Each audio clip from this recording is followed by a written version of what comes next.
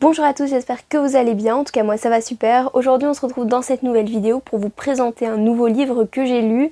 Il s'agit du livre Les Vertus de l'échec de Charles Pépin. Alors pour commencer, il faut savoir que Charles Pépin c'est un professeur de philosophie. On va avoir ici à l'intérieur du bouquin toutes sortes d'explications sur les vertus de l'échec, quelles sont ces vertus de l'échec et la vision de l'auteur sur ce qu'est échouer et ce que ça pourrait potentiellement nous apporter. Pour commencer, j'ai pu observer dans le bouquin deux visions différentes, la vision de l'être et la vision du devenir. La vision de l'être, ce serait nous donner une mauvaise image de ce que nous sommes suite à un échec. On le vit mal et on pense fatalement qu'on est nul car on a échoué. Cette vision de l'échec est soutenue par Jean-Paul Sartre. Par après, on a donc la vision du devenir. Cette vision des choses est soutenue par Héraclite et Parménide. Par après, j'ai pu remarquer qu'il y avait des vertus de l'échec clairement expliquées dans le livre, mais d'autres, elles étaient expliquées de manière implicite. La première, ce serait que les échecs existent pour nous rappeler les limites de notre pouvoir. Ce serait de comprendre jusqu'à quel point nous pouvons aller pour pouvoir se fixer des limites. En numéro 2, il y a les échecs qui nous poussent à persévérer dans la même voie. C'est donc échouer pour apprendre plus de choses et espérer progresser. Après, il y a l'opposé, les échecs qui nous permettent d'être disponibles pour d'autres choses. Bah oui, c'est logique. Si vous échouez dans un certain domaine, vous allez peut-être vous dire pourquoi est-ce que je m'acharne dans ce domaine-là alors que je pourrais être plus doué dans autre chose. On a les échecs qui nous rendent plus combatifs et sages. Et pour finir, la sagesse stoïcienne est aussi une vertu de l'échec. Le livre va très bien nous expliquer la différence qu'il y a entre un humain et un animal. L'animal va sans cesse faire des actions dictées par son instinct, tandis que l'être humain aura des actions liées à son apprentissage et à sa progression au fil des années. Sachant que l'animal est sans cesse dicté par son instinct, une fois que l'animal aura accompli ce qu'il était destiné à faire, il se sentira satisfait, se sentira bien et n'aura besoin de rien d'autre de plus. Tandis que quand l'être humain a beau être satisfait, il aura toujours besoin de se satisfaire d'autres choses en plus. Autrement dit, les êtres humains sont jamais contents. Il existe plusieurs visions des choses. La première serait de dire que certains seront récompensés car ils se seront améliorés au fil du temps. Au départ, ils n'étaient pas très doués, mais ils ont fini par progresser, à tirer un apprentissage, tirer des conclusions hâtives suite à leurs échecs, et on va les récompenser pour cette persévérance. Et d'autres personnes vont préférer récompenser ceux qui auront réussi plus rapidement que les autres, car auront réussi directement, sans passer par l'échec. On peut aussi observer qu'il y a une très grande différence entre l'apprentissage en France et l'apprentissage aux USA ou en Finlande. En France, le plus important, c'est de réussir le plus tôt possible, faire le moins d'échecs possible. Lorsqu'on aura un échec, par exemple en mathématiques, en sciences, on va tout faire pour se concentrer sur ses lacunes, pour essayer d'améliorer les capacités de l'élève et faire en sorte qu'il ne les commette plus par après. Tandis qu'aux États-Unis, par exemple, on va préférer que les élèves échouent plus tôt, car ils pourront tirer un apprentissage de leurs échecs. On prend alors connaissance de ses erreurs, on devient plus mature par la suite et on aura plus de chances de réussir par après, en ayant des bases plus solides. La crise est aussi un élément qu'on va aborder dans le livre. C'est le fait de pouvoir comprendre ce qui est caché sur base de ce qu'on pourrait observer. Un très bon exemple serait d'observer l'évolution de la médecine. En effet, les plus grands médecins se sont basés sur le corps humain lorsqu'il ne fonctionnait pas pour pouvoir comprendre comment est-ce qu'il fonctionnait. Un autre très bon exemple pour visualiser tout ça, ce serait de comprendre le fonctionnement du moteur. On va attendre que notre voiture ne fonctionne pas, qu'il y ait un problème avec le moteur pour pouvoir ouvrir le capot, regarder le moteur et se dire « Ah, comment est-ce qu'il fonctionne ?» Ce qui serait, soit dit en passant, pas une très bonne idée. Comme on le dit souvent, vaut mieux prévenir que guérir. Ensuite, il faut savoir que l'humilité est un point très important pour pouvoir réussir dans un certain domaine. Il ne faut pas être narcissique et se dire qu'on est meilleur que tout le monde alors que c'est pas vrai et qu'il y a probablement meilleur que nous. Car avoir de l'humilité, ça pourrait plus vous apporter que si vous êtes narcissique. L'exemple repris dans le livre, c'est celui de Steve Jobs. Vous voyez, ce milliardaire qui a gagné beaucoup d'argent avec la création de Apple. Cette figure emblématique de la technologie a gagné des milliards grâce à son affaire et a fini par être narcissique car il avait conscience de ses capacités. Vous savez c'est quoi le comble?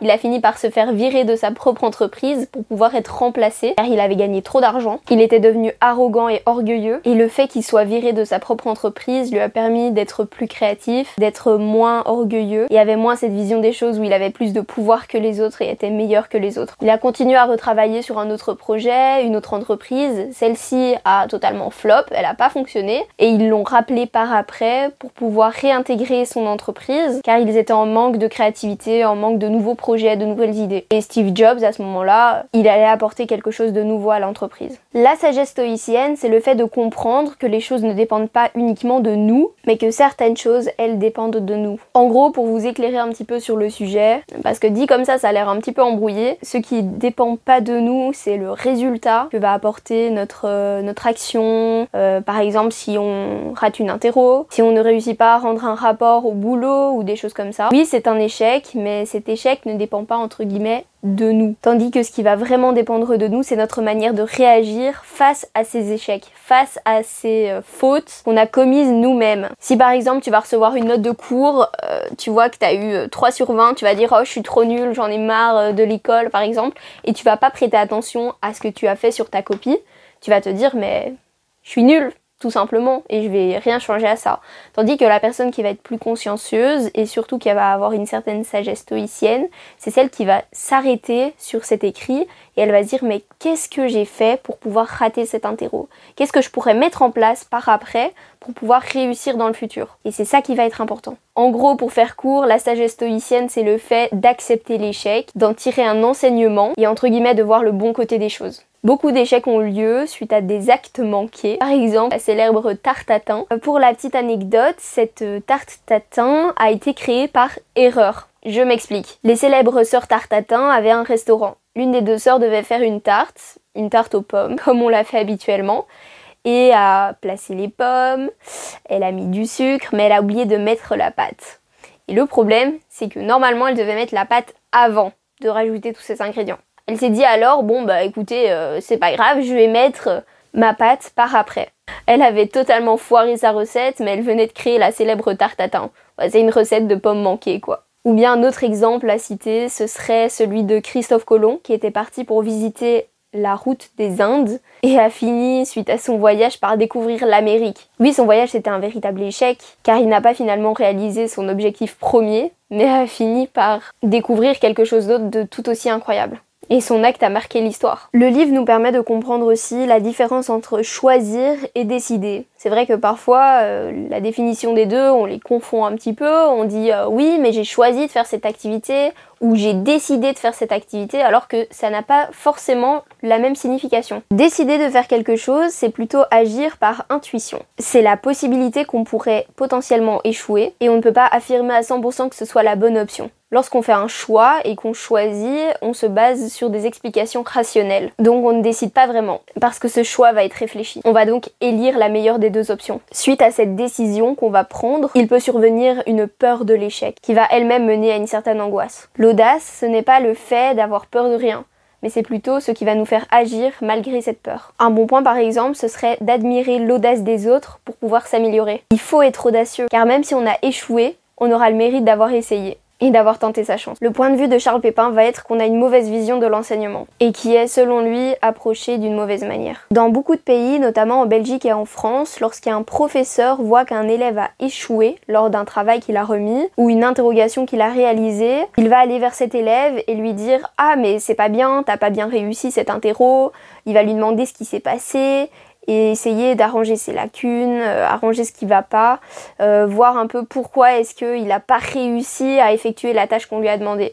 Alors qu'il y a une certaine différence entre effectuer d'une mauvaise manière la tâche qu'on lui a demandé et ne pas l'effectuer du tout. La différence, c'est que s'il a mal effectué la tâche, c'est qu'il a soit mal compris l'exercice, soit qu'il voulait peut-être présenter son travail de manière plus créative, de manière différente, tout simplement à sa manière. Il aura utilisé ses capacités. Le plus facile en tant que professeur à ce moment-là serait d'aller vers cet élève et de lui dire « Écoute, t'as mal effectué le travail, mais c'est pas très grave, tu l'as fait de la mauvaise manière, mais je te félicite quand même parce que tu as approché l'exercice d'une manière plus créative. » Et il pourrait l'encourager à effectuer de cette manière, mais toujours en respectant les règles qui ont été imposées par le professeur. De cette manière, les élèves se sentiraient plutôt encouragés plutôt que humiliés par le professeur, L'élève va mieux se sentir, il ne va donc pas penser qu'il est nul. Il y a une très grande différence entre l'enseignement en Finlande et l'enseignement en France. En Belgique, la matière qui va être enseignée, c'est la matière qui va être dictée par la communauté française auprès des professeurs. Et ils seront obligés de suivre tout au long de l'année scolaire le même programme. Tandis qu'en Finlande, c'est pas la même chose. Ils vont démontrer qu'ils ont un meilleur taux de réussite, tout simplement parce qu'ils ont une méthode de travail différente. Les élèves sont notés uniquement à partir de l'âge de 11 ans. À 13 ans, ils peuvent construire leur propre cursus en choisissant 6 options différentes. Et une fois atteint l'âge de 16 ans, ils peuvent construire entièrement tout leur programme scolaire, sur base de ce qui leur convient le mieux. Ce qui se passe, c'est qu'en Finlande et aux États-Unis, ils s'intéressent plus aux capacités de l'élève, ainsi qu'à leurs talents et leurs compétences, et vont essayer de les pousser là-dedans un maximum. Tandis que les Français, eux, vont être poussés dans leurs lacunes, pour qu'ils s'améliorent là où ils sont les plus faibles. Pousser les élèves vers leur talent, c'est ce qui va être appelé l'école des singularités. Charles Pépin va se dire que c'est une très bonne idée d'enseigner la philosophie dès l'âge de 11 ans, aux plus petits, car ça permet de développer la liberté de penser par soi-même. André Agassi, par exemple, est un célèbre joueur de tennis. Il va s'entraîner d'arrache-pied pour pouvoir tirer un résultat incroyable de ses performances, soutenu par son père, qui va le pousser dans ce domaine. Et André Agassi va se rendre compte qu'il n'aime pas forcément le tennis. Il va comprendre que le plus important, c'est de donner de l'amour aux êtres qui comptent, et le comprendra car la fille de son meilleur ami Gilles a eu un accident, ce qui l'a énormément touché. Il a eu, suite à cet accident, un déclic et a continué à persévérer dans ce sport car il avait enfin trouvé un objectif. Il voulait réussir à être le meilleur pour pouvoir financer le projet de créer une fondation pour les enfants défavorisés. Et c'est à ce moment-là qu'il a compris que la vie était faite pour donner de l'amour aux êtres qui comptent. À travers le livre, nous pouvons observer différents types de joie. La première et la plus connue, c'est la joie de vivre, la joie dans l'adversité, la joie du progrédient, c'est la joie qui va surgir lorsqu'on aura fait des progrès avec plus de perfection et qu'on va mieux les réaliser. Et enfin, on a la joie mystique. C'est abandonner le superficiel, les petits succès, le pouvoir de la reconnaissance sociale, afin de pouvoir retrouver l'essentiel. Pour finir, on va nous parler du psychanalyste Sigmund Freud et de l'existentialiste Jean-Paul Sartre. La psychologie de Sigmund Freud et de Lacan est exprimée par des actes manqués qui révèlent un désir inconscient. Tous deux nous poussent à voir le bon côté des choses, c'est le fait d'analyser et de rebondir après un échec, et c'est justement ce que Sartre va leur reprocher. D'être dans le déni de l'inconscient, de déplacer les symptômes et de simplement reporter les échecs. Il se demande alors ce que nous pouvons devenir, la question du ce que je suis et de mon essence, ce qui est donc la liberté totale de Sartre. Les personnes plus âgées savent que cette liberté est un déni du réel et préfèrent la fidélité de soi, tandis que les jeunes préfèrent l'existentialisme et de se dire qu'il y a un possible infini, une liberté totale, angoissante mais responsabilisante. Pour conclure, et je vais terminer avec cela, le mot échec a 3 significations différentes. La première viendrait du vieux français qui veut dire butin, ce serait donc découvrir ses trésors et les partager pour en estimer le prix. La deuxième signification du mot échec viendrait du persan, mat voudrait dire le roi est étonné. Ce serait donc l'intrigue de comprendre qu'il faudrait avoir échoué pour comprendre l'intensité de cette joie de vivre. La dernière signification vient de l'arabe mat qui voudrait dire le roi est mort et qui aurait donné le fameux échec et mat. Ce qui est marrant parce que c'est justement ce que Charles Pépin a voulu nous faire comprendre, l'inverse de cette signification, que lorsqu'on échoue, le roi qui est en nous ne meurt pas. Et justement, grâce à ça, il se peut qu'on prenne conscience de sa puissance. Quand on échoue et qu'on a un échec, c'est jamais agréable, mais au moins ça nous permet d'ouvrir une fenêtre sur ce qui est réel. Enfin, avant de terminer cette vidéo, j'aimerais vous partager mon avis sur le livre. Je l'ai trouvé très intéressant parce que j'avais jamais eu l'occasion de lire ce style de livre. Je trouve qu'il y a un mélange entre de la psychologie, de l'existentialisme, et c'est vrai qu'il nous fait fort réfléchir car à travers ces pages, vous voyez, c'est pas écrit trop grand justement, c'est assez pratique, assez facile à lire. Justement à travers ces pages, on peut se poser des questions sur nous-mêmes et c'est un peu ce qu'il disait à travers le bouquin. Et j'ai trouvé ça super intéressant. Donc voilà, je vous le conseille, n'hésitez pas à aller l'acheter ou à le lire. Si vous l'avez déjà lu, n'hésitez pas à mettre un commentaire pour me dire ce que vous en avez pensé.